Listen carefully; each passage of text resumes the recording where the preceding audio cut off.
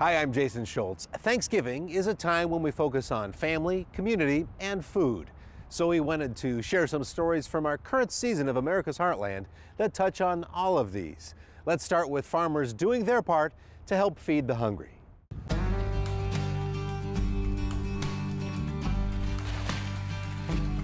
The cucumber harvest is well underway this morning at Long and Scott Farms in Central Florida. That's a good one. Yeah. But these cukes will never make it to your supermarket. And the folks picking the produce aren't farm workers. They're volunteers doing what's called gleaning, harvesting produce that's perfectly fine but not marketable. So what are you looking for when you're picking these out? Well, you want to get the ones that aren't split, and these are all still pretty healthy looking. They're hiding underneath the leaves here, but you can find them in between. It's pretty amazing that the farmer isn't planning to pick this field anymore. Yeah, it's just awesome that he's donating the rest of this crop to a good cause. The impact of this act of kindness grows with every 5-pound bag on the pile, and it goes beyond the field. There's pickles out there on those vines. There's a lot of good ones still left. Chances are there are not enough good ones to make it feasible for us to go back through the field, but there's still a lot of good fruit on those vines that's edible and can feed a lot of folks. This is the sorting shed at Long and Scott Farms, where workers sort cucumbers by shape and size. The long green produce will be shipped to markets up north or end up getting pickled, but many of the cucumbers aren't the right size for pickling.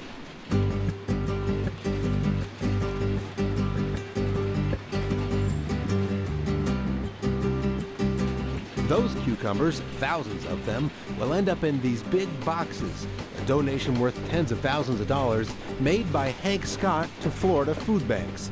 Hank participates in the Farmers Feeding Florida food recovery program, connecting farmers with Florida food banks. You hate to see a crop that you work so hard to grow go to waste. I mean, you're growing it to feed people. You want it to feed people. So any kind of way, provided you can make enough money to stay in business, you got to do that, obviously. But if you can get the leftovers, if you can get the stuff that's not marketable in the hands, in the right hands, where it can help people that are in need, that's the greatest thing in the world, greatest feeling in the world. So it is just huge for somebody like Hank Scott to step up and actually donate this amount of product, because, you know, there's a cost to it, you know, and there's a cost of getting it out of the field, and there's a, you know, cost of getting it into our trucks. It may be a concept that's hard to wrap your mind around. Here in Central Florida, where an abundance of fresh produce is grown, many families face hunger issues. We've been really hard hit by the economy here in Florida. As you probably know, we were sort of ground zero for the foreclosures in the country.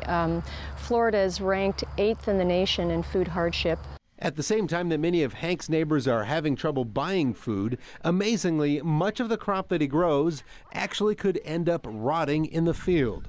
If the market price for his crop hits too low, Hank actually loses money by hiring people to harvest. It's a dilemma faced by farmers across the U.S. Yeah, and that's one of those variables you got no control of, and that's the market. Our cabbage season this year was the worst cabbage season we've had in a while, and it was our own fault. We overproduced. Farmers have a tendency to overproduce. When all the variables come together and the stars are aligned and everything's just right, and you get good yields and there's just too much produce around, the prices will be half what they were the year before, and it's tough. Not only is it not worth it to us, it doesn't pay us to go harvest it, but we can't even afford to give it away, really. It's too expensive to give away, and that's where the food bank comes in. They got the avenues to move this stuff and get it to the right people, and that's what works great. If we could get 1% of the surplus commodities that are grown here, that would be equivalent to about 60 million pounds of product a year. So that's 1% of the surplus. While having volunteers harvest donated crops like these cucumbers may seem like a no-brainer, it can be a tough sell for farmers concerned about legal and liability issues. But as food banks work to meet growing demand, they're increasingly turning to neighbors in the agricultural community. Farmers are, there's a natural hesitation. I could totally understand it at the onset, that, wow, if I donate this food, what if somebody gets sick from this? The people that are eating this food, their immune systems are already compromised, you know? And that's a legitimate concern. But there's a federal law in place, the Good Samaritan Act. It's been around since 1996, you know? And it's in place, and it protects any food donor from legal liability. God forbid somebody gets sick from that food. I think sometimes you can over worry about legal issues. You know, I think when it comes to doing something like this, they take care of themselves. You know, you're doing something good, you're doing something right. I just don't think legal issues don't even enter my mind when it comes to that stuff. Not far from Hank's farm, the cucumbers are being boxed up by Boy Scout volunteers at the Second Harvest Food Distribution Center. They'll end up at food pantries and hunger programs all across the region. And while the team here says they appreciate pre-packaged food donations, produce like this is especially important to those facing hunger. A nutritious and delicious donation fresh from the farm. What's on your menu this year for Thanksgiving dinner? Sweet corn? I bet. Well, early settlers learned about sweet corn from Native Americans, and there are certainly lots of ways you can cook it up. But our Sharon Vaknin has some ideas that I bet you never heard of.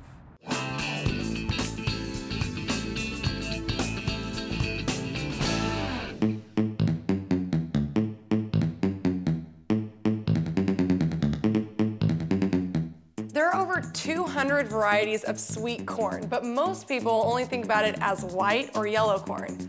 Rick, you grow both. Yeah, we grow one variety of white and one variety of yellow. Okay, your corn is absolutely delicious, so you have to tell me, what is your secret to growing such delicious sweet corn? The biggest thing is freshness. From the instant that the corn is picked, it begins to turn to starch. So the fresher it is, the better it is. So tell me a little bit about Davis Ranch. Davis Ranch started as Ed Davis Ranch in 1966. He was the one that mapped all that out and figured it out so that we could have sweet corn over a long period of time. Even though we plant it in February, it starts somewhere about the end of June no matter what. And then it ends up sometime in November. The first frost will kill it off. And is there a difference in flavor between the white and the yellow? Yeah, the yellow has a corn taste, actually tastes like old-time corn along with being sweet, and the white just has it sweet. It has its own taste that's more of just sweet.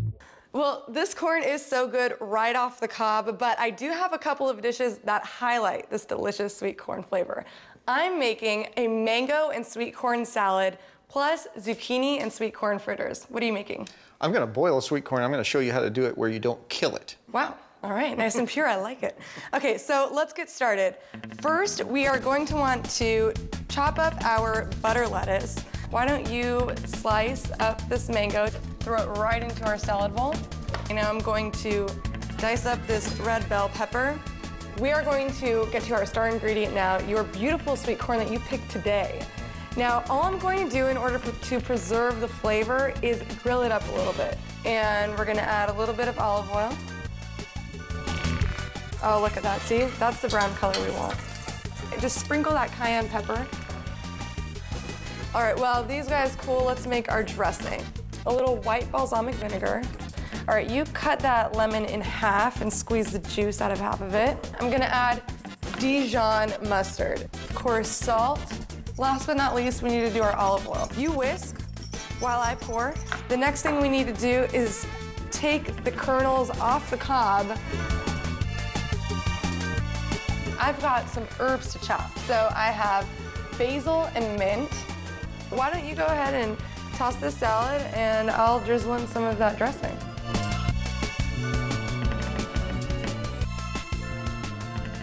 Rick, you're gonna show me the purest way to prepare and eat corn. What do we gotta do? Well, first we have to shuck the corn. The easiest way is to take it at the tip, open it up on each side like that, pull away, pull away. Just wipe it off, and that's good to go. All you want to do is put enough water in this pot to cover those ears. Okay. Now what? Turn it up on high. Put the lid on it. Wait, you don't want to salt it? No. All right, this water is definitely boiling now. We want 3 minutes and they are coming out. All you want to do is get them warm. Okay, covered? Yep. All right, let's do it. They should look exactly like they were when they went in, except they're hot.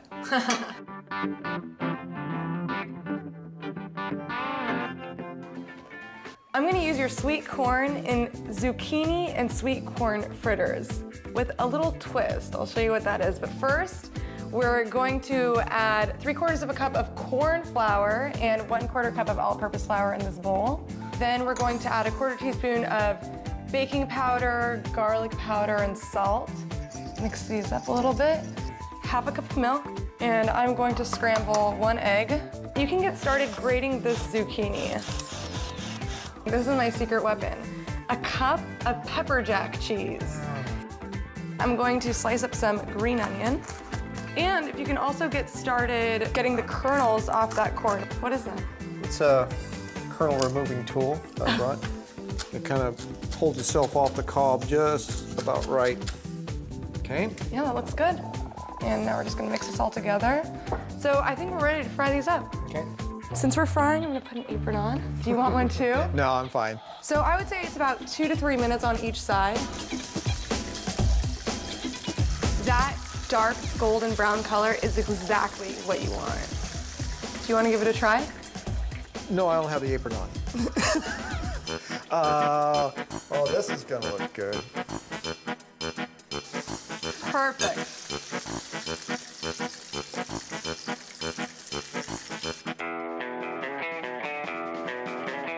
Let's dig in. Okay.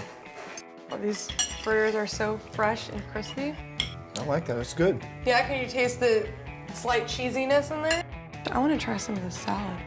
See how it turned out. Is that the dill in the salad that I'm tasting? What is? You know what it is? It's the basil and the mint. That's what I really wanted to do, is highlight your delicious sweet corn. So tell me how that is. Mmm. This way, isn't it? And you know what? The yellow corn does have a slightly different taste than the white corn. Yes, it does. It still has the old-time corn taste to it. Cheers to your pure sweet corn. Mm.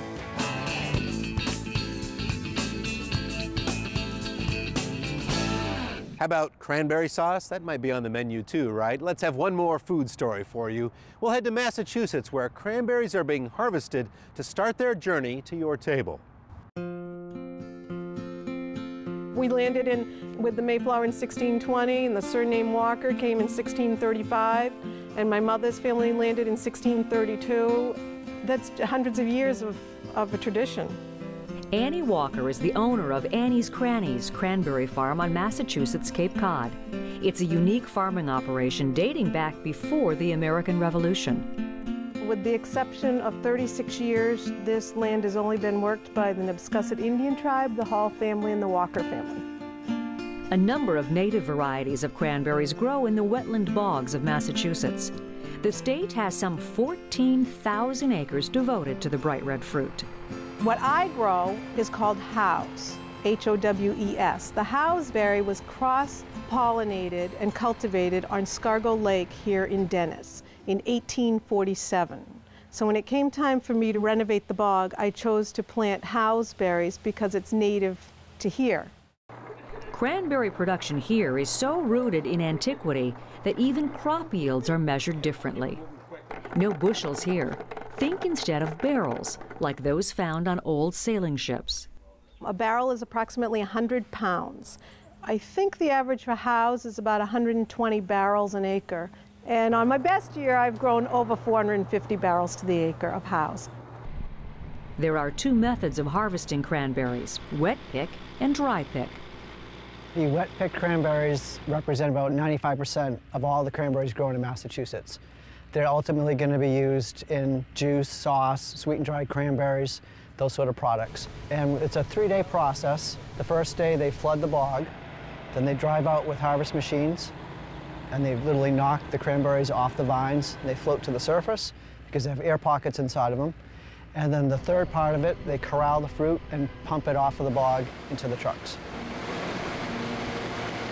Annie, who prefers selling cranberries as fresh fruit, employs the dry pick method using a motorized walk-behind harvester. It's got teeth on the front, which is like combing your hair. So when you dry pick, you always go in the same direction, around clockwise, and the paddles push the berries up into a burlap bag. She also uses a two-handed comb scoop for the edges of the bog. This scoop is from about 1950. It weighs about 3 pounds, empty. And that's all I do. So I go ahead and scoop the edges and rock it forward and pull forward. What it does is it leaves the vine, it pulls up all the runners, and then I go back and I hand prune this with a pruning rake to get rid of these runners. The crop eventually makes its way to a separator, this one built more than 100 years ago. This is still how they do them in market, is through these separators. There's been nothing new invented since 1905. When they go in the separator, there's bounce boards. A good dry berry bounces. They have chances to hit the board and bounce forward. If they hit the board and it doesn't bounce forward, it will drop to the rotten bins in the bottom. Those actually become juice. So we check the front. This looks like a happy hive. Let's see if they're happy. With bees necessary to pollinate the cranberry crop, Annie maintains hives all around her bogs. If the bees don't kiss the flowers, we don't get cranberries. It's that simple. In addition to established honeybee colonies, farmers here are attracting native bees, butterflies, and other pollinators by growing certain kinds of wildflowers. Because you don't want plants that are going to compete and be a pest on the bogs. You also don't want them to be in bloom when the cranberries are in bloom. The bees are happy, we're happy, because they have to pollinate the food source. So if this helps get them through the winter, this will give them a fall honey source for the winter. Then next spring, summer, when I need my bog is in full bloom, in the end of June through mid-July, then the bees will be happy, they'll stay here and they'll go out on the bog. It was fun. Annie's niece, Molly, is already planning to continue the farm work here. The farm's bright berries, perhaps a metaphor for the future. Even when I go away to college, I've been studying local agriculture and how it helps sustain and build strong communities, which I think is really important. I'd like to make it more organic. I'd like to even incorporate vegetables. The best part of this experience is that I'm able to save something that my grandfather, great-grandfather, great-great-grandfather did and pass it on to the next generation. The best day of the year for me is a Labor Day party where the whole family comes and partakes. And that's sharing it with the family is the best. Let's leave you with an iconic American image. Buffalo once roamed the American countryside by the hundreds of thousands. They were nearly driven to extinction in the late 1800s, but today they have made a comeback. And one Arkansas rancher is doing his part to increase their numbers. These hills in Marshall, Arkansas are home to Ratchford Farms, a sprawling 500-acre oasis of rolling grassland. And if you take a short drive through these green pastures, you'll find them blanketed with buffalo. Now, we'll be the first to say that an up-close encounter with the largest land animal in North America is not something to try in the wild. But ranch owner L.C. Ratchford felt confident that these animals, his breeding herd, could be approached safely. Can't believe we're going to do this. Well, it's a lot of fun. We do it on a daily basis.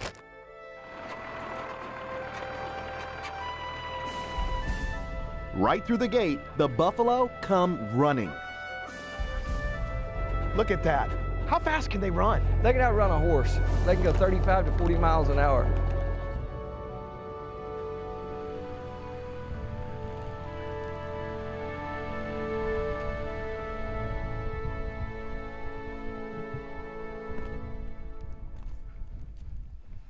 Oh my gosh. This is a 3,000-pound male. This guy can go from a tame, docile animal like you see here to a wild animal with all the wild instincts of self-preservation within a heartbeat. Okay, well, let's keep it happy with food. There is a massive presence coming from these animals. You can just feel their weight. Oh, you can. They're very majestic. We as Europeans, as Americans, almost made them become extinct. And to me, that would have been such a waste. Hi there. Look at those horns. My goodness. Well, they have good breath. Oh, yes. I'm not kidding. The American buffalo, or bison, was nearly hunted to extinction in the 1800s. With some herds ultimately protected in national parks, their numbers grew. In the past 20 years, ranchers have initiated new herds or expanded their existing stock, benefiting from a growing consumer demand for low-fat, grass-fed, and sustainable meat. When I was just a youngster, I watched a show on PBS. It showed the buffalo. I knew that there was a connection. I knew I had to raise them someday. Buffalo can live from 20 to 25 years. Each year, about half of these animals will reproduce. Once fully grown, they will be processed for their meat, and LC's is some of the most popular in the area. So I went from one store almost 12 years ago to we have got well over 700 stores that sell our snack sticks, our jerky, summer sausage, as well as some burgers, some steaks. Just got a call earlier today of a big place in Texas and another one in Tennessee that want to start carrying our stuff. Look at that view over there. Oh, it is spectacular. Ranching has deep roots here at Ratchford Farms. Elsie's great-grandfather raised cattle, and descendants of those original cows still graze this land. I see your cows are following us.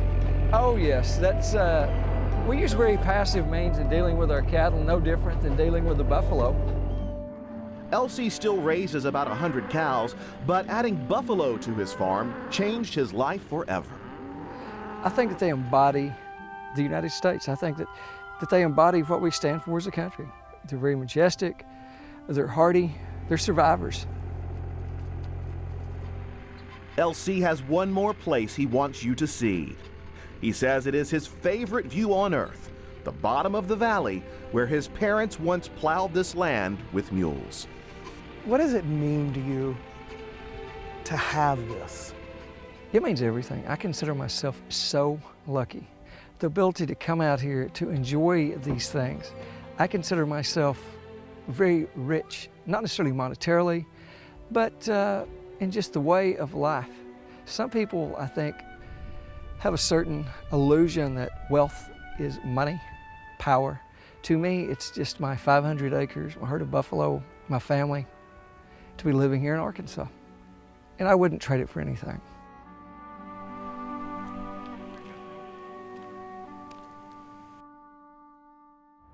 We really do have a lot to be thankful for, don't we? And we want to thank you for spending some time with us and hope you have a wonderful Thanksgiving holiday. We'll see you next time right here in America's Heartland.